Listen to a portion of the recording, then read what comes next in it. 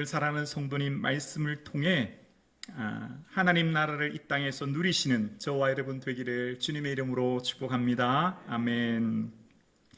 스데반의 순교 이후로 성도님들의 삶이 두 부류로 나뉘어지게 되었습니다. 마치 알곡과 가라지가 나눠지듯 초대교회 성도님들이 나눠지게 되는데요. 초대교회 성도님들이 교회에 온 목적은 한 가지였습니다.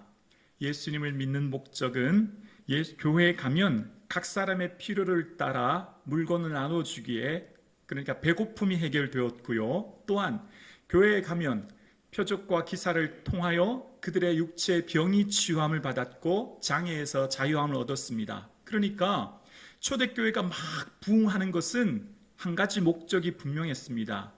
예수 믿고 교회에 가면 자신들의 모든 필요를 채우는 것, 자신들의 필요가 채워지기 때문이었어요. 그래서 정말 놀라운 부흥을 이뤘는데, 그런데 이제 스데반의 순교 이후로 교회에 가면 어려움을 당하기 시작합니다. 그러니까 내가 예수 믿는다라고 하는 것을 밝히면 직장을 잃어버리고 고향을 떠나야 하고 심지어는 목숨의 위험까지 느끼는 상황이 된 거예요. 사랑하는 성도님, 우리의 삶에 예수님을 왜 믿으십니까? 예수님 믿는 이유가 우리는 처음 예수님 믿을 때 분명한 목적이 있죠. 나의 행복, 마음의 평안, 삶의 일들이 잘 이루어지기 위해 예수님을 믿어요. 맞습니다. 그렇기 때문에 예수님을 믿고 따르는 거예요. 그런데 우리의 믿음이 하나님을 아는 것이 점점 자라가고 예수님을 믿는 믿음이 장성한 분량에 이르면 어떻게 될까요? 처음에 예수님을 믿는 것은요, 나 중심의 믿음과 신앙생활이었어요. 나의 만족, 나의 행복, 나의 기쁨을 위해 예수님을 따라요. 그러면 무슨 일이 생길 때, 그러니까 신앙생활 한다고 하는 것, 내가 예수님을 믿고 따른다고 하는 것에 문제가 생겨요. 그러니까 예수님을 믿을 때 손해를 보게 되고, 예수님을 믿을 때 내 삶에 문제가 생기고 어려움이 당하면 어떻게 될까요? 나 중심의 신앙생활을 하면 예수님 믿는 걸 포기해 버리는 거예요. 믿는 믿음을 버려버려요. 왜냐하면 중요한 것이 내 생명이요, 내 행복이요, 내 유익이기 때문이에요. 그런데 예수님을 믿는 목적이 소유와 성취에 있을 때 이런 일이 벌어지거든요. 그런데 예수님을 믿고 하나님을 아는 믿음의 분량에 장성한 분량에 이르면 요한복음 15장 4절 말씀처럼 이렇게 되죠. 요한복음 15장 4절에 처음 고백해 볼까요? 함께요. 내 안에 거하라, 나도 너희 안에 거하리라. 여기까지입니다. 우리가 예수님을 믿고 내가 예수님 안에 거하고 예수님이 내 안에 거한다고 하는 이 귀한 사귐을 깨닫게 되어질 때 예수님이 나와 함께 하시는 것, 이것이 얼마나 소중하고 귀한 걸 알게 되는 거예요. 그러니까 예전에는 예수님을 통해 세상의 것을 더 많이 얻기 위해 예수님을 믿었다면, 이제는 내가 예수님 안에 거하고 예수님이 내 안에 거한다고 하는 이 놀라운 은혜를 받게 될 때에 예수님 자체로 기쁜 거예요. 예수님을 통해 뭘 얻어서가 아니라 예수님과 함께하는 그것 자체가 내겐 기쁨이 되어요. 우리가 어렸을 때 어머니께 늘 이렇게 말하잖아요. 어머니 뭐뭐 해주세요, 이렇게 말하잖아요. 그런데 우리가 나이가 들어서 철이 들고 어른이 되어 보면 어머니께 이렇게 말하잖아요. 뭐 해드릴까요? 어머니 뭐 해드릴까요? 불편하지는 않으세요? 나이 들어 보면 어머니 계시는 것 자체가 감사한 거죠. 어머니가 뭘 해줘서가 아니라 그냥 오래 사셨으면 좋겠어요. 그냥 함께 하시는 게 기쁨이 되죠. 사랑하는 성도님, 우리가 예수님 안에 거하고 예수님 내 안에 거하심을 믿고 주의 주시는 기쁨 안에 누릴 수 있기를 주의 이름으로 축원합니다. 이제는 내가 사는 것이 아니요 내 안에 예수님 사시는 것, 이것이야말로 얼마나 소중하고 예수님과 함께하는 것 그 자체가 귀한 사귐이, 동거함이, 함께 살아가는 삶 자체가 우리에게 기쁨이 되어지고 감사가 되어지고 찬송이 되어질 수 있기를 주의 이름으로 축원합니다. 그러니까 지금 초대교회 성도들이 믿음을 포기할 것인가, 생명과 재산을 포기할 것인가의 갈림길에 놓인 거예요. 예수님 믿는 믿음을 포기하면 그냥 이곳에서 안주하여 내 살던 직장, 내 살던 재산 가지고 그냥 예전처럼 그냥 살아가면 되는데, 이제 내가 예수님을 붙들고 이 믿음 포기하지 않으면 박해받고 고난받아요. 재산을 잃어버리고 직장을 잃어버리고 그 친구의 관계도 깨어져 버리고 이제 내 모든 것 잃어버리는 상실의 고통을 겪게 되는 거예요. 지금 그러한 위기가 초대교회 성도들에게 닥친 것입니다. 믿음을 선택할 것인가, 내 재산과 내 안녕을 선택할 것인가의 갈림길. 사랑하는 성도님, 어쩌면 이 세상을 살아가는 우리에게도 그 선택의 순간이 올 수도 있습니다. 내가 예수님을 믿고 따르는 그 삶 가운데, 정말 내가 예수님을 신실하게 살아가는 내 삶 가운데 박해라고 하는 상황이 초대교회에 펼쳐졌고, 그것을 인하여 그들의 믿음이 보여지었듯이, 사랑하는 성도님, 어떠한 고난과 어려움이 있어도 이 믿음 포기하지 않기를 주의 이름으로 축원합니다. 세상 다 주어도 살 수 없는 예수님 붙들고 사실 수 있기를 주의 이름으로 축원합니다. 예수님이 전부이노라고 예수님이 나와 함께 하심이 기쁨이며 감사라고 고백하는 저와 여러분 되기를 주의 이름으로 축원합니다. 이제 그 박해로 인하여서 유대와 사마리아로 흩어지게 되었습니다. 여러분, 예수 믿는 믿음 때문에 고향을 떠나야 했고, 직장을 잃어버렸고, 친구와의 관계를 잃어버렸고, 재산을 잃어버린 그들, 그러면 어떤 마음이 들까요? 이제 나 뭐 먹고 사나? 그런 걱정 안 들까요? 당장 내가 살아가는 생존의 문제, 우리 자녀들 교육은 어떻게 하나? 이런 게 현실적인 문제 아닐까요? 그러니까 고향을 떠나 믿음을 가지고 포기하지 않고 갔던 그들이 삶의 정말 최우선순위는 어쩌면 좋은 직장일 거고, 또한 자녀들 교육일 텐데, 근데 이 흩어진 사람들의 모습은요, 그런 모습이 보이지 않아요. 좀 이상한데요. 4절에 이렇게 말하고 있습니다. 4절인데요. 그 흩어진 사람들이 두루 다니며 복음의 말씀을 전할세. 지금 흩어진 사람들이 당장 생존의 문제를 찾고 먼저 내 생존이 안정되어야 그 다음 복음 전하지, 그런 생각 들 거 아니겠습니까? 근데 웬일인지 그들은 흩어진 곳곳 다니는 곳곳마다 제일 먼저 복음 전하는 거였대요. 저는 말씀을 묵상하면서 이 흩어진 사람들의 삶에 새로운 시야가 열렸다 생각합니다. 그러니까 지금 그들의 눈에 보이는 많은 사람들을 보면 다 지옥 갈 사람들로 보이는 거예요. 그러니까 그냥 두면 여러분 죽음 이후의 끝이라고 생각하십니까? 아닙니다. 죽음 이후에 천국과 지옥이 있습니다. 예수님을 구주로 믿고 받아들이시고 천국을 소유하십시오. 예수 믿고 천국 가세요. 그것이 그들에게는 첫 번째 소원과 첫 번째 간구의 노인이 되었고, 그들이 전하는 게 되었습니다. 그러니까 그들이 지금 고향을 떠나 가족과 재산과 삶의 위협과 어려움을 당했지만 그들의 삶 가운데 가장 우선순위는 죽어가는 저 영혼에 대한 안타까움이 있었던 거죠. 내 안에 예수님 계시고 나와 함께 계시는 그 예수님 안에 사는 이들에게는 삶의 가장 급박한 문제는 나의 삶의 생존에 관련된 문제라기보다 타인의 죽어가는 그 영혼에 대한 안타까움이 있었던 겁니다. 그러니까 지금 이 흩어진 사람들의 눈에는 모두가 다 지옥 갈 사람들로 보이니 그 마음에 안타까움이 있었던 것이죠.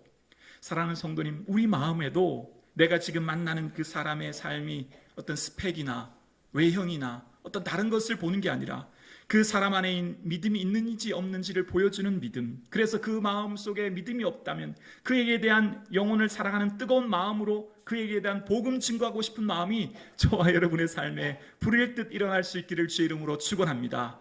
이것이 하나님께서 초대교회 성도들에게 주신 어쩌면 은혜인지 몰라요. 정말 모든 사람들이 보는 눈이 가졌느냐 못 가졌느냐, 배웠느냐 못 배웠느냐, 유대인이냐 이방인이냐, 그런 게 관심이 아니었고 그들 속에 예수님 믿는 믿음이 있느냐가 그들의 초미의 관심사였던 거죠. 초대교회 성도들에게 큰 문제와 어려움이 생겼습니다. 바로 스데반의 죽음이라고 하는 문제였죠. 그런데 유대 사회에는 두 가지 반응이 일어납니다. 바로 스데반의 죽음을 마땅히 여기는 사람들과 스데반의 죽음을 인하여 안타까워 우는 사람들로 나뉘어지게 되어집니다. 스데반은 유대인들이 그토록 중요시하는 율법이 바로 예수님을 예표하는 것이고, 예수님이 메시아이며 당신들은 하나님의 아들 메시아를 죽였노라고 말할 때 그들의 삶은 도저히 받아들일 수 없었습니다. 예수님은 신성모독한 사람이지 메시아가 될 수 없었거든요. 그러니까 지금 이들의 삶 가운데는요, 하나님을 위해서 이단의 한 종파인 스데반을 죽인 거예요. 누구를 위해서요? 하나님을 위해서 한 거예요. 그런데 하나님을 위해서 그를 죽이는 것 마땅히 여긴 사람이 있지만, 또한 경건한 사람들은 스데반을 통해, 죽음을 통해 크게 우는 것을 보게 되어집니다. 교회 공동체라고 하는 곳에는 문제가 생길 수 있어요. 어려움이 생길 수 있어요. 그런데 하나님의 방법은 살리는 것이고 위로를 주는 것이고 소망을 주는 것입니다. 세상 방법은 징계하는 것이고 죽이는 것이고 심판하는 것이죠. 마땅히 여기는 것 아니라 크게 우는 것, 그것이 바로 교회 공동체에 원하는 하나님의 마음인 줄로 믿습니다.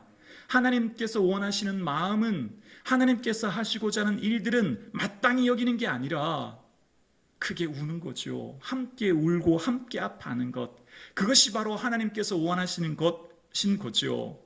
누군가의 잘못, 누군가의 실수를 본다면 그때는 함께 울 때입니다. 함께 애통할 때이지요. 마땅히 여기는 것 아니라 하나님 나의 잘못이요 실수입니다라고 함께 울 수 있는 은혜의 공동체 될 수 있기를 주의 이름으로 축원합니다. 그러면서 사도 바울은 마땅히 스데반을 죽이는 것이 하나님을 위한 일이라고 생각했고, 3절에 사울은 이런 모습을 보입니다. 사울이 교회를 잔멸할 새 각 집에 들어가 남녀를 끌어다가 옥에 넘기니라. 저는 사도 바울이 이 잔멸하다는 원어의 뜻은 파괴하다는 뜻이거든요. 그러니까 막 집집마다 다니면서 예수 믿는 사람 남자든 여자든 잡아서 옥에 막 가두는 거예요. 저는 사도 바울의 마음이 어땠을까를 한번 묵상해 보았습니다. 타인을 잡아서 옥에 넣고 심판하는 사도 바울의 마음이요, 사도행전 9장 1절에 나와 있어요. 사도행전 9장 1절에 보면 사울이 주의 제자들에 대하여 여전히 위협과 살기가 등등하여 대제사장에게 가서, 지금 사도 바울의 마음에는요, 위협과 살기, 국어대사전 살기라는 뜻 보니까 독살스러운 기운이에요. 그러니까 누구를 죽이고자 하는 독살스러운 기운이 가득 차 있었다는 거죠. 하나님의 일을 한다고 하면서 사도 바울의 마음에는 타인을 향한 살기가 가득했다는 거예요. 그거 정말 하나님 원하시는 일이 아니었음을 알게 되어지죠. 하나님이 하시는 일, 하나님이 온전히 원하시는 공동체, 하나님이 이끄시는 방법은 위협과 살기가 아니라 평안과 기쁨인 줄로 믿습니다. 누군가를 죽이려고 하면 내가 먼저 죽는 경험을 하는 거예요. 누군가를 감옥에 가두려고 하면 내가 먼저 분노의 감옥에 갇히게 되고요, 누군가를 미워하면 내 마음의 기쁨이 고사되어지는 것입니다. 그러니까 지금 사도 바울은 하나님을 위해서라고 하면서 초대교회 예수 믿는 사람들을 막 잡아요, 가두어요, 먼 이방 땅인 다메섹까지 가요. 무슨 마음으로 가죠? 살기가 가득해서 가는 거예요. 하나님이 일하시는 방식, 하나님께서 일하시는 교회, 하나님께서 일하시는 사람은 그 마음에 평안과 기쁨을 주어서 일하게 하시지 위협과 살기가 가득하여 일하게 하시는 게 아니죠. 사랑하는 성도님, 우리의 삶 가운데 하나님이 주시는 평안과 기쁨이 충만한 저와 여러분의 삶 되기를 주의 이름으로 축원합니다. 주님께서 일하시는 방식은 두려움, 근심, 염려, 분노로 일하시는 분이 아니라 평안, 기쁨, 감사로 일하시는 하나님이신 줄로 믿습니다. 그렇게 사도 바울의 삶이 보여지게 되는데요. 저는 오늘 본문을 묵상하면서 교회에 큰 박해가 있었다라고 하는 것을 묵상하면서 그 하나님의 마음을 쉽게 이해할 수 없음을 생각해 보았어요. 하나님 왜 이러실까? 그러니까 제가 말씀을 묵상하면서 그런 생각이 드는 거예요. 지금 초대교회는 아직 어리잖아요. 이제 예수 믿는다고 모였고 이제 부흥을 경험한 그들에게 꼭 이렇게 박해를 하실 필요가 있을까? 그러니까 저는 좀 쉽게 이해가 되지 않는 거예요. 저는 오히려 하나님 보호해 주셔야 되는 거 아닌가?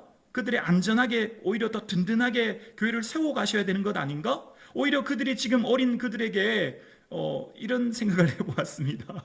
스데반을 향해서 돌을 막 던지려고 하는 사람들이 있으면 하늘에서 번개가 푹 쳐서 그 사람들에게 뭔가 이적을 보여주시면 정말 하나님이 살아계심을 보일 텐데 왜 그냥 방치하실까? 저는 그런 생각을 했어요.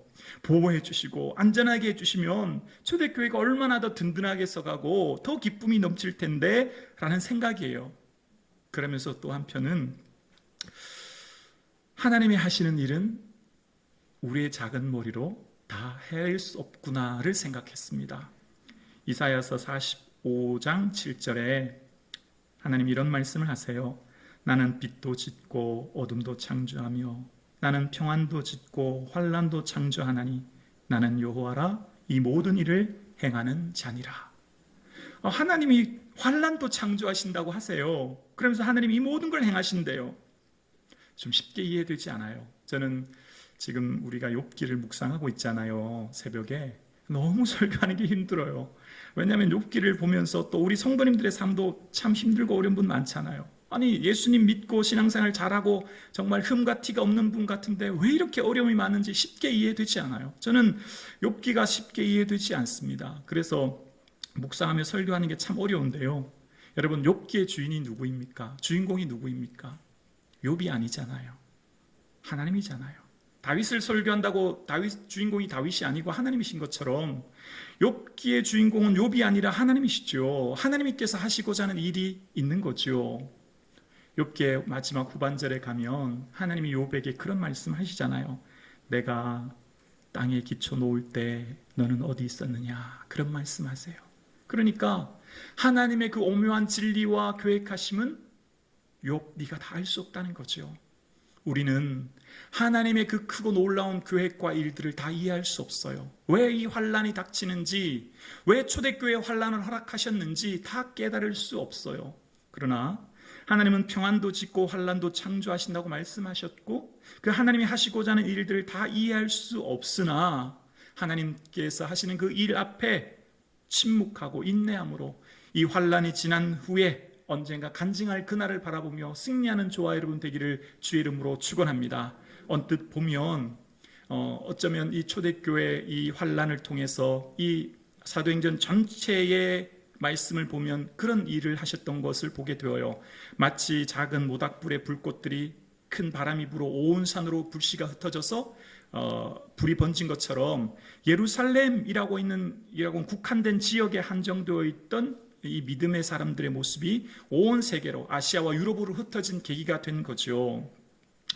그러면서 저는 이 큰 박해를 조금 더 묵상하게 되었어요. 왜 이 박해를 주실까? 의미 없는 고난은 없을 텐데 하나님이 왜 이걸 하셨을까를 좀 더 생각해 보게 되었거든요. 이것은 제가 묵상한 말씀이에요.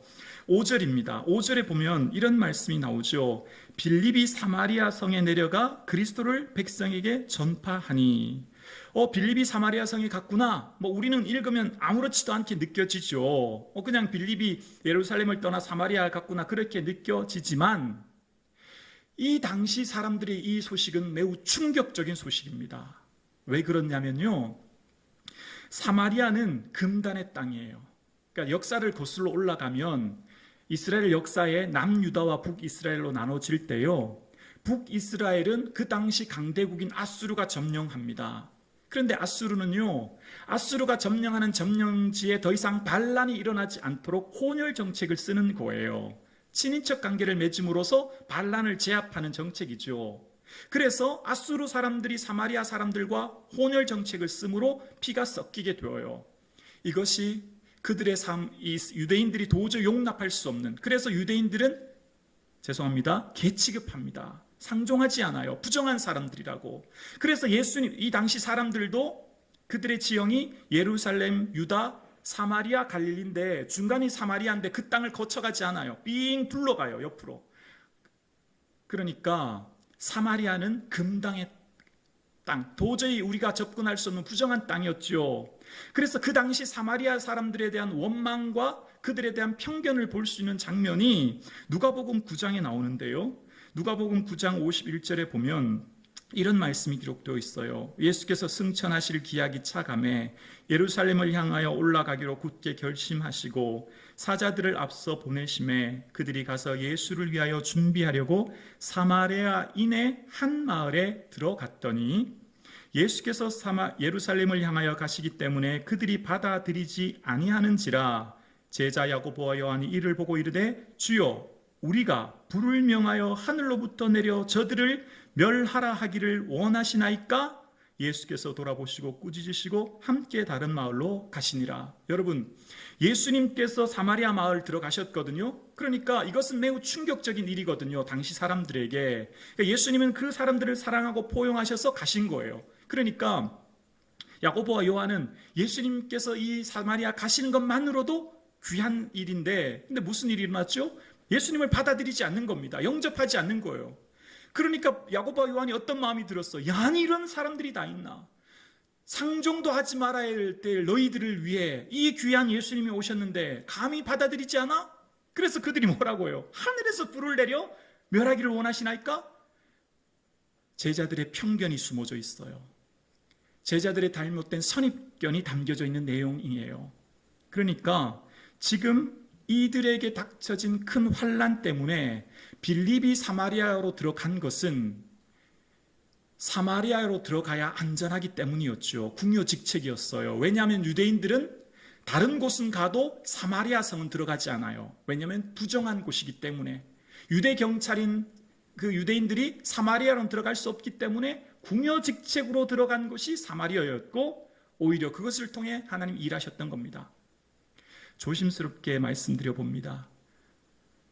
큰 환난은 초대교회 사도와 일꾼들에게 그들이 가지고 있는 편견, 그들이 가지고 있는 선입관, 그들이 가지고 있는 잘못된 가치관을 내려놓게 하시고 하나님의 마음을 품게 하셔서 온 열방에 복음 전하시고자 하는 하나님의 마음은 아닐까 생각해 봅니다.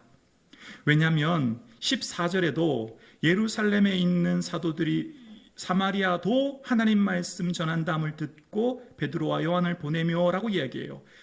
사마리아도라는 표현 속에 사도들마저 심지어 그곳에 하나님 복음이라고 하는 의구심이 들었다는 거죠. 그러니까 사도와 일곱 일꾼들, 그 당시 유대인들이 가지고 있던 편견, 선입견, 어쩌면 그 내면 깊은 곳에 있는 자아를 깨트리시고 하나님이 일하시는 방식은 너희들이 보는 그 편견과 선입견으로 일하지 않아 하나님은 온 땅, 온 인류를 사랑하셔 라고 하는 하나님의 눈을 열어주신 것 아닐까요?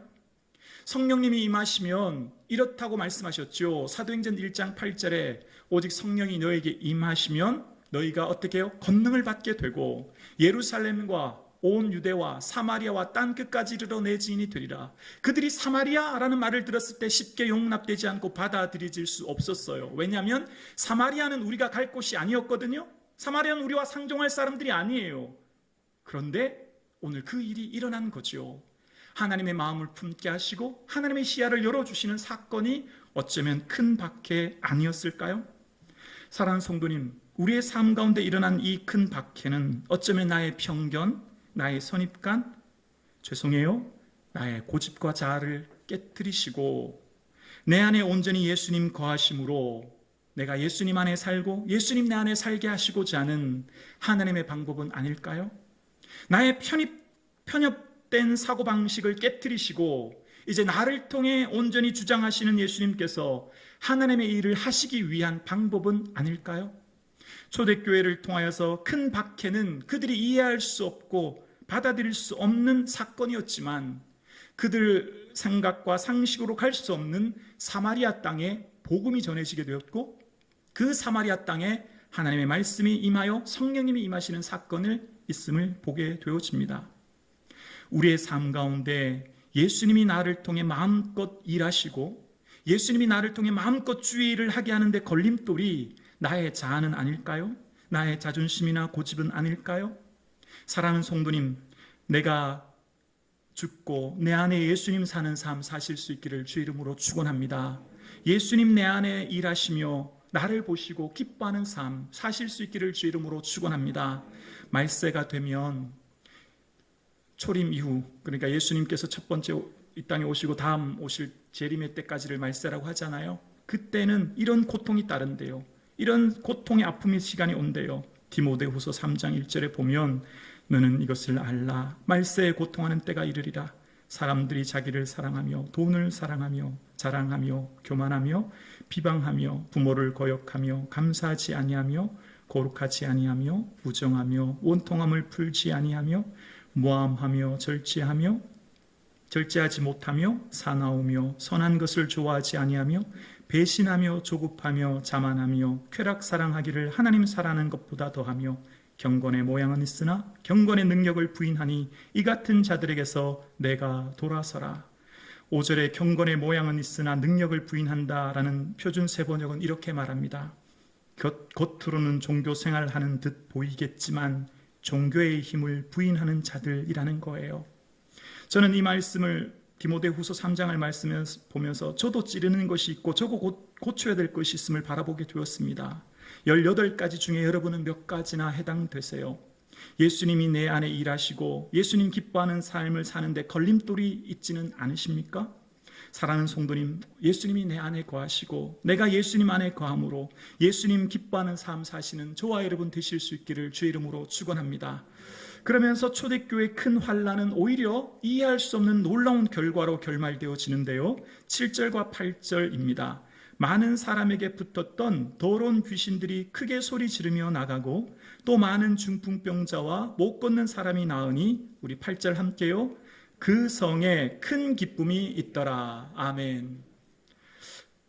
큰 기쁨이 있더라라고 결말 지어져요. 쉽게 좀 이해되지 않죠. 물론 그 앞절에 귀신이 떠나고 많은 중풍병자 걷는 사람이 걷게 되는 표적과 기사가 나타났기 때문이죠. 그런데 여러분, 타인의 문제가 해결되는 것보다 내 삶의 문제가 해결돼야 우리에게는 기쁨이 있지 않습니까? 그런데 오늘 8절에 큰 기쁨이 있었다라고 이야기합니다. 박해 상황인데 어떻게 기쁨이 있습니까? 여러분 이해가 되십니까? 예수님 때문에 재산을 잃고 직장을 잃고 내가 좋아하는 공동체를 잃어버리고 내가 먼 타지에 와야 되는데 그것이 어떻게 기쁨입니까? 그런데 이해할 수 없는 말이 나오죠. 큰 기쁨이 있었대요. 사랑하는 성도님, 우리가 예수님을 인격적으로 만나 내가 예수님 안에 거하고 예수님 내 안에 거할 때 환경에 지배받지 않은 믿음과 기쁨이 우리에게 충만하게 될 줄로 믿습니다. 아멘이십니까? 사도 바울이요, 지금은 하나님 기뻐하는 일을 한다고 하면서 막 살기가 가득했던 그가 이후에 다메섹에서 예수님 만나잖아요. 그리고 뭐라고 말하는지 아시죠? 감옥에 갇힌 그가 이 초대교회 성도들에게 주 안에서 항상 기뻐하라. 내가 다시 말하노니 기뻐하라라고 그는 말하잖아요. 감옥에 갇혔는데 기뻐하래요. 그 마음에 넘치는 기쁨이 있었대요. 사랑하는 성도님, 우리가 예수님 안에 거하고 예수님 주시는 기쁨 안에 충만할 수 있기를 주의 이름으로 축원합니다. 소유로부터 오는 기쁨, 환경으로부터 오는 기쁨, 세상이 주는 기쁨보다 차원이 다른 기쁨, 헤아릴 수 없는 기쁨, 이 기쁨을 맛보아하는 저와 여러분 되기를 주의 이름으로 축원합니다. 이것은 실제 하는 것이요, 이것은 실제 주신 기쁨이지 이것이 초대교회 성도에게만 주신 기쁨이 아니라 오늘 우리가 예수님 위에 내 삶을 살아갈 때 주시는 이 기쁨이 있을 줄로 믿습니다. 오늘 예배드리시는 사랑하는 성도님, 주변을 둘러보면 사방이 막힌 것 같고 한치 앞을 볼 수 없는 안개와 같은 이 삶 속에, 숨막히는 고통의 현실 속에, 오늘도 힘들고 어려운 저와 여러분의 삶 속에, 박해라고 하는 이해할 수 없는 어려움 속에 있는 저와 여러분, 큰 기쁨을 사모합시다. 예수님이 주시는 이 기쁨을 붙드시고 예수님 안에 거하시고 예수님 주시는 이 은혜 안에 거하시는 저와 여러분 되실 수 있기를 주의 이름으로 축원합니다. 기도드리겠습니다.